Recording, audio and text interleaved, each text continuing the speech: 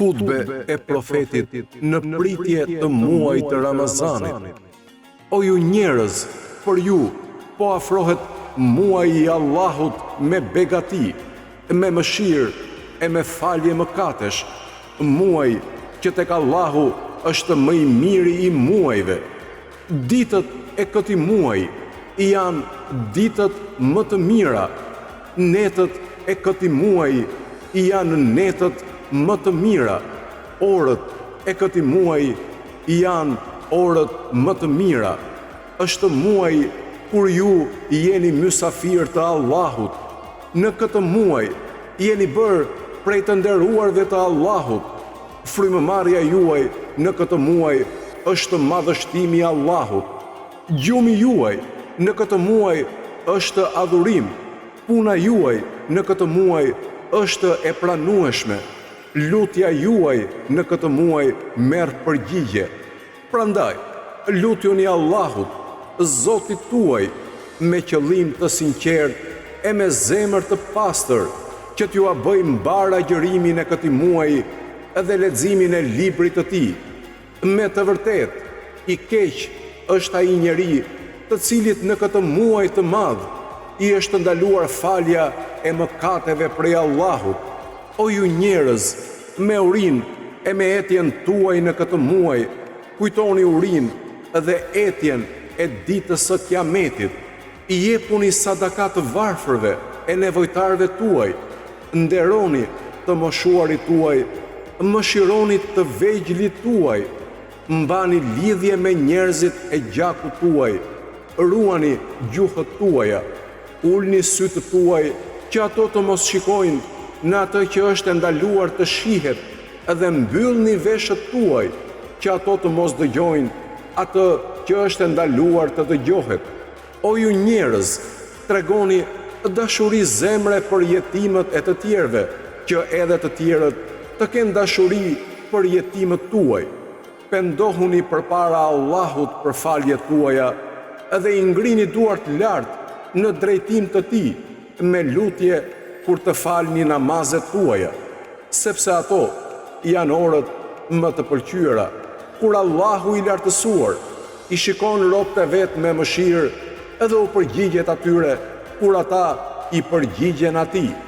Ai u plotëson atyre kërkesat kur ata e thërrasin atë edhe i përgjigjet lutjes së tyre kur ata i luten atij. O ju njerëz, shpirtrat tuaj janë peng i punëve tuaja. Prandaj, u hiqni pengun shpirtrave me kërkesën për faljen e mëkateve. Shpinat tuaja janë të rënduara nga pesha e mëkateve tuaja.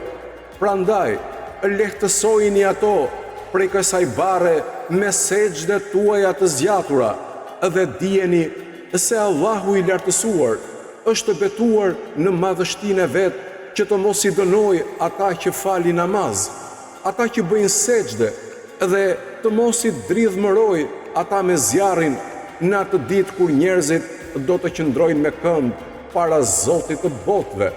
O ju njerëz, cili do prej jush që në këtë muaj ushqen një agjërues besimtar, tek Allahu ka shpërblimin e lirimit të një sklavi dhe faljen e mëkateve të tij të kaluara.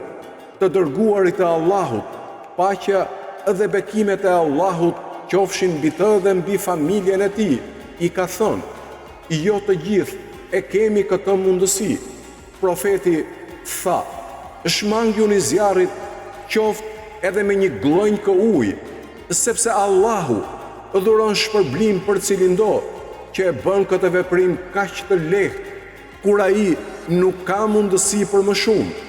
O ju njerëz, cili do prej jush që në këtë muaj e përmirëson moralin e vet, ai do të ketë të lehtë kalimin e urës së Siratit, atë ditë kur këmbët rrëshqasin.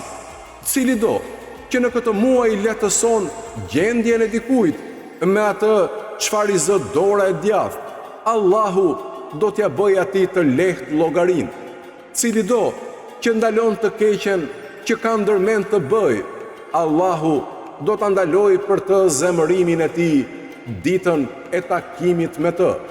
Cili do që në këtë muaj nderon një jetim, Allahu do ta nderojë atë ditën e takimit me të.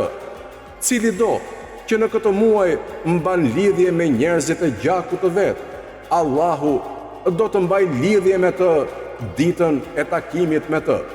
Cili do që në këtë muaj i ndërpret lidhjet me njerëzit e gjakut të vet, Allahu i ndalon atij mëshirën e vet në ditën e takimit me të.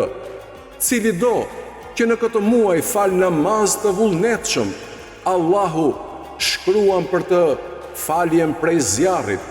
Cili do që në këtë muaj kryen një farz, një adhurim të urdhëruar, ka shpërblimin e kryerjes së 70 farzeve, adhurimeve të urdhëruara gjatë muajve të tjerë përveç adhurimit që krehu. Cili do që në këtë muaj e shumon salavatin mbi mua, Allahu do të rëndoj peshoren e punëve të tij në atë ditë kur lehtësohen peshoret.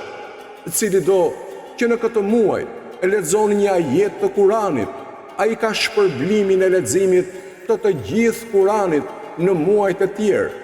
O ju njerëz, në këtë muaj portat e xheneteve janë të hapura. Prandaj lutjuni Zotit tuaj që ai të mos i mbyll ato për ju. Edhe portat e zjarrit janë të mbyllura në këtë muaj. Prandaj lutjuni Zotit tuaj që ai të mos i hap ato për ju. Edhe djajt janë të lidhur në këtë muaj.